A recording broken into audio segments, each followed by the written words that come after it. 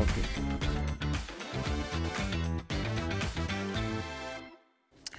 C'est l'un des piliers de l'islam que tout musulman rêve d'accomplir au moins une fois dans sa vie. Le Hajj se déroule du 4 au 9 juin prochain. Cette année, 2900 pèlerins béninois sont autorisés à accomplir le pèlerinage à la Mecque et les premiers vols en direction de Djeddah pour cette édition 2025 ont décollé ce mardi. Quelles sont les dispositions prises par les pouvoirs publics pour permettre de faire vivre cette expérience incroyable de la foi islamique aux pèlerins béninois? Vous en saurez un peu plus dans cette émission. Et pour en parler, j'ai le plaisir de recevoir sur le plateau de Bonjour le Bénin, Madame Ghislaine de Soubété-Menson.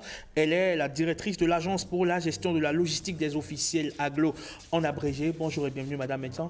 Bonjour, monsieur le journaliste. Comment allez-vous? Très bien, merci. C'est un plaisir de vous recevoir sur Bonjour le Bénin pour nous expliquer un peu comment vous organisez ou vous avez organisé ce voyage, ce déplacement des pèlerins béninois donc, à la Mecque. Mais avant, on va voir ce reportage. À l'image de ce vol donc, qui décolle, on va voir ce reportage de Karamat Agbataou qui nous raconte comment, on va dire, les premiers avions ont quitté l'aéroport international Cardinal Bernardin Ganti en direction de Djeddah. Regardez. 270 pèlerins ouvrent le bal du Hajj 2025. Plus qu'un simple voyage, le Hajj est un moment de dévotion, de purification et de connexion intense avec Dieu. En tant qu'une musulmane, c'est une obligation si tu as les moyens d'aller. Ce n'est pas que c'est pour un plaisir que je vais à la Mecque. C'est recommandé. Si nous effectuons ce pèlerinage, d'abord c'est pour aller prier pour nous-mêmes. Après c'est pour prier pour la nation béninoise, surtout le chef de l'État. L'Agence pour la gestion de la logistique des officiels rassure d'une parfaite organisation avec un relèvement du niveau de standing. Toutes mesures qui répondent aux attentes des fidèles. Lorsque les pèlerins viennent du nord en majorité, ils sont accueillis sur le site d'accueil où ils peuvent passer 24 heures avant le lendemain de prendre leur vol tranquillement et de partir. Il n'y a rien qui en manque. Les logements, les douches, tout ça là, tout est appréciable, c'est bon. Moi je crois qu'il n'y a même plus de souffrance. Comme en temps il y avait de souffrance, nous on n'a même pas vécu ça. La majorité des pèlerins embarqués proviennent du Septentrion. Le premier vol sur les 8 prévus en attente de décoller. Rien ne manque pour un séjour apaisé. Pas de crainte à avoir. Toutes les dispositions sont prises pour eux et que le Seigneur les accompagne et que le séjour se déroule bien là-bas. Le président de la République et tout son gouvernement souhaitent un bon voyage à tous les pèlerins. Toutes les diligences ont été faites au pays. Soyez rassurés, vous serez accompagnés. Vous serez accompagnés jusqu'à la Mecque durant tout le pèlerinage et jusqu'au retour au Bénin. Tout concourt à un séjour en Terre Sainte agréable pour les fidèles musulmans béninois. Le dernier de la série des vols de 8 est prévu pour le 27 mai prochain. À l'instant, donc, ce reportage de Karamat Agbataou. Madame de Soubété-Menson, est-ce que vous pouvez nous expliquer un peu le rôle que joue l'AGLO dans l'organisation du Hajj? AGLO, comme vous l'entendez, c'est l'Agence pour la gestion de la logistique des officiels. Elle a vraiment pour mission de mettre à disposition du personnel de l'État et des autres de marque les moyens de déplacement. Ça voudra dire aussi bien les billets d'avion pour les missions à l'extérieur, assurer également le déplacement des autres de marque lorsqu'ils viennent au Bénin, mettre également à disposition les véhicules administratifs de fonction et les véhicules de service. Et outre ces missions, AGLO est chargé vraiment d'organiser, de superviser l'opération Hajj. Et cette année, l'édition 2025 est la 4e édition depuis les réformes engagées par le chef de l'État. Donc, le quota pour le Bénin cette année est de 2300 pèlerins. Et vous verrez, nous aurons 8 vols qui partiront cette année. Et le premier vol est parti hier, donc jusqu'au 27. Nous aurons tous les jours un vol avec 270 passagers. Et comme vous l'avez entendu tout à l'heure, beaucoup de pèlerins l'ont dit, le Hajj n'est pas une activité qu'on fait par plaisir. c'est quelque chose qu'on fait pour soi, pour la foi qu'on porte. Et cette activité a autant d'importance pour l'État qu'elle a mis toutes les dispositions qu'il faut pour que ce soit une activité réussie. Et donc, depuis, je vais dire, le dernier Hajj 2024, c'est vraiment sans répit jusqu'à aujourd'hui. Et les activités se sont poursuivies les unes après les autres. Il y a eu un planning qui a permis déjà à toute une équipe d'aller en Arabie Saoudite pour réserver les logements pour nos pèlerins et également faire toutes les diligences nécessaires en matière de restauration. Et par rapport aux années antérieures, vous verrez que en matière d'hébergement, les standards ont été relevés cette année. Et même les chambres qui étaient réservées et que le prestataire louait pour accueillir 5 ou 6 personnes, le Bénin dit nous ne mettrons pas plus de 4 personnes dans les chambres. Donc c'est pour dire qu'il y a un certain confort pour nos pèlerins. Vous aurez également des chambres de 2 lits. Et en matière de restauration, toutes les dispositions ont été prises pour que même des cuisiniers béninois partent avec la délégation pour prêter main forte aux restaurateurs là-bas pour avoir des plats de bonne qualité. Très bien, justement parce que par le passé, les pèlerins ont pointé du doigt la qualité des repas qui leur ont été servis et également, on va dire, l'inconfort observé dans les chambres qui leur ont été attribuées. J'allais vous demander comment ont été sélectionnés et attribués les lieux d'hébergement des pèlerins. Est-ce qu'il y a une mission sur le site pour être en avant-garde sur les questions? Et comme je vous l'ai dit à l'entame, il y a une mission qui part avant pour faire la prospection et sélectionner les hôtels qui conviennent en fonction de l'effectif du Bénin. Donc, ceci a été fait et cette année, nous avons 4 hôtels qui ont été retenus au total. Donc, il y a 3 hôtels qui sont réservés pour les personnes qui ont payé pour la catégorie standard, mais qui seront à 4 dans les chambres. Et il y a un autre hôtel réservé pour ceux qui ont payé la catégorie premium. Ils seront 2 par chambre. Donc, voilà un peu ce qui a été fait. Et l'année dernière, et c'est vrai qu'il y a eu des plaintes parce qu'il y a eu des infiltrations. Cette année, en tout cas, toutes les dispositions ont été prises et il n'y aura pas d'infiltration et les sociétés agréées qui se prêteront à ce jeu seront réellement sanctionnées. Également, la répartition a déjà été faite depuis Cotonou, nommément dans les chambres et la mission de supervision nationale est déjà là-bas sur le site depuis une semaine, a déjà accueilli le premier volet pour répartir les gens dans les chambres. Donc la répartition ne se fait pas en désordre. Très bien. Et quels sont les défis logistiques majeurs que représente l'organisation du Hajj pour un contingent de 2300 pèlerins? Le défi majeur, c'est déjà à Cotonou. Vous verrez bien qu'aujourd'hui, les pèlerins ne passent plus par le hall de l'aéroport international.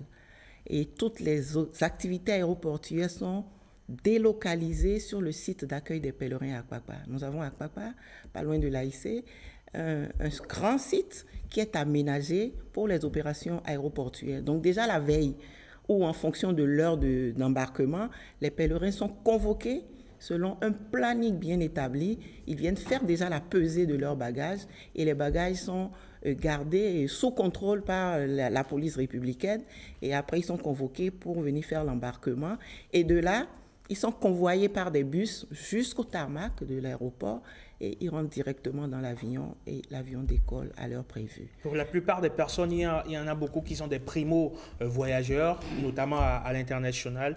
Beaucoup empruntent pour la première fois un avion. Comment est-ce que vous arrivez à gérer tous ces primo-voyageurs? En réalité, le Hajj n'est pas une activité de l'État. L'État intervient vraiment pour organiser, pour surtout préserver l'intégrité des pèlerins et faire en sorte que son image ne soit pas ternie. Donc l'État met tous les moyens pour qu'on ait une organisation réussie. Donc les sociétés agréées dont c'est l'activité et qui sont celles qui apportent les pèlerins, donc mettent à disposition chacune un certain nombre d'encadreurs en fonction de l'effectif qu'elles ont. Donc ces encadreurs, déjà, les pèlerins sont sensibilisés sur les comportements à avoir et ils sont organisés, ils sont suivis durant tout le cursus là-bas, le circuit en Arabie Saoudite. Est-ce que l'État a un droit de regard sur le coût du Hajj? Bien sûr que l'État a un droit de regard, d'autant que Le Hajj, c'est aussi bien le coût du billet, c'est le coût de l'hébergement, c'est le coût de la restauration, c'est le coût du transport interurbain là-bas, c'est beaucoup de choses. Et c'est également la marge des sociétés agréées, puisque je vous ai dit tout à l'heure, c'était leur affaire. Donc, dès que la mission d'exploration revient, elle fait un point de tous les coûts et le comité d'orientation et de supervision du Hajj valide. Avec les sociétés agréées, on retient le coût qui est prévu. Donc cette année, tous ceux qui ont payé la catégorie standard, le coût était de 3 600 000. La catégorie premium, c'est 4 250 000. Il y a également la catégorie élite, c'est 3 900 000. Vous me demanderez pourquoi la catégorie élite paye moins cher. Parce que la catégorie élite, elle, s'occupe elle-même de son hébergement. Elle peut aller prendre un hôtel, voilà, les plus huppés possibles. Et vous avez également les pèlerins de la diaspora. Parce qu'il y a des Béninois qui sont à l'extérieur, mais qui sont pris en compte dans le quota du Bénin. Et cette année, nous avons au moins 200 pèlerins de la diaspora. Donc la diaspora, eux, ne payent pas le coût du billet puisqu'ils ne prennent pas l'avion depuis Cotonou. Donc ils partent de leur pays d'origine. Donc là, vous avez ceux qui sont de la diaspora standard, c'est 2 500 000. Et ceux qui sont de la diaspora premium, c'est 3 millions de francs CFA. Et l'organisation sur place, comment est-ce que ça se passe? On se déplace en groupe, on a, on va dire, un camp de base où on se retrouve. Comment est-ce qu'on s'organise sur place pour que le séjour se passe bien et en toute quiétude et en toute sérénité? Et lorsque nous avons nos 2300 pèlerins inscrits, nous faisons après une répartition qu'on appelle sur la base des manifestes. Et c'est ces documents-là qui permettent à ces pèlerins de pouvoir embarquer sur le vol. Parce que c'est ces documents qui permettent à l'avionneur d'accepter ces pèlerins sur le vol. Donc, le vol étant de 270, on fait des manifestes par groupe de 270 pèlerins. Et ce travail se fait avec les sociétés agréées en fonction des contraintes des pèlerins qui ont peut-être envie de partir sur le premier ou le deuxième, le troisième. En tout cas, on fait de sorte que les pèlerins soient quand même sous la coupe d'une même société agréée sur un vol. Ça permet de mieux les suivre. Donc, c'est un peu comme ça que l'organisation se fait. Donc, tous les pèlerins qui sont à l'intérieur du pays, la société agréée fait en sorte de leur communiquer le planning pour qu'elles puissent être présentes à l'heure convenue. Donc, ces pèlerins, lorsqu'ils arrivent, ceux du Nord par exemple, ils sont accueillis sur le site d'accueil des pèlerins d'Akpakpa. Et là, nous avons des dortoirs où ils peuvent séjourner en attendant de prendre leur avion le lendemain ou dans la journée un peu plus tard. Est-ce que l'AGLO gère telles les situations d'urgence ou les imprévus, notamment les pertes de documents, les problèmes de santé? C'est vous ou ce sont les sociétés agréées? Et les problèmes de santé, c'est, je vais dire, AGLO, l'État, à travers le ministère de la Santé. Et ça fait partie d'ailleurs des conditions pour être éligible au voyage du pèlerinage à la Mecque. Le tout ne suffit pas de payer, il faut être apte, il faut être en bonne santé. D'ailleurs, l'Arabie Saoudite a fixé un âge, je crois que ça doit être 60 ou 70 ans. Quand vous avez 70 ans, vous ne pouvez plus faire le Hajj. Et donc, le ministère de la Santé fait faire une visite médicale à chaque pèlerin et valide son aptitude sur la plateforme qui a été mise en place. Donc, le pèlerin qui, bien qu'il ait payé, dont l'aptitude n'a pas été validée, ne pourra pas faire le Hajj. Donc, ces fonds lui seront restitués. Il se peut également qu'en cours de route, on ait un pèlerin qui, pour une raison de santé, ou même certains décèdent parfois, ne peuvent plus faire le voyage. Ça fait partie des cas de force majeure. Donc, on avise l'avionneur et ces personnes-là ne peuvent plus faire le voyage. Et ces personnes qui, une fois sur place, piquent des malaises ou pour une raison ou pour une autre? Ah si, déjà sur le site, nous avons une équipe d'assistance sociale d'une part, nous avons une équipe du ministère de la Santé. Et maintenant, en Arabie Saoudite, il y a 2 médecins du ministère de la Santé qui partent avec l'équipe, avec des valises contenant des produits pharmaceutiques pour les prendre en charge. Également, le Bénin a loué là-bas un local qui servira de cabinet, je vais dire, et tout le dispositif est mis pour pouvoir prendre des patients qui ont besoin d'être pris en charge. En clair, aucun détail n'a été occulté. Aucun détail n'a été occulté. Et les premiers vols ont commencé par prendre des parts décollées depuis hier. Oui. On aura une série de 8, c'est bien cela? Bien sûr. Sur, 8 vols. Ils s'étalent sur la semaine? Sur 8 jours. Sur 8 jours. Le dernier, c'est le 27. Le 27 mai. Très bien. Merci beaucoup à vous, Madame Dossou-Bété Mensan. Qu'est-ce que vous avez envie de dire pour clore ces échanges? J'ai envie de dire aux pèlerins que l'État, je pense, a joué sa partition a fait tout ce qu'il faut et les rassure et que tout n'est peut-être pas parfait, mais nous restons à l'écoute pour prendre en compte toutes les remarques qui pourraient nous amener à améliorer et les prestations. Mais également, je voudrais leur dire qu'en retour, qu'ils fassent en sorte que l'image de l'État ne soit pas ternie là-bas par des comportements qui ne seraient pas acceptés par l'Arabie saoudite. Merci beaucoup. Madame Ghislaine de Soubrité, maintenant vous êtes la directrice de l'Agence pour la gestion de la logistique des officiels. Aglo, vous passez une excellente journée du mercredi et bon courage. Okay.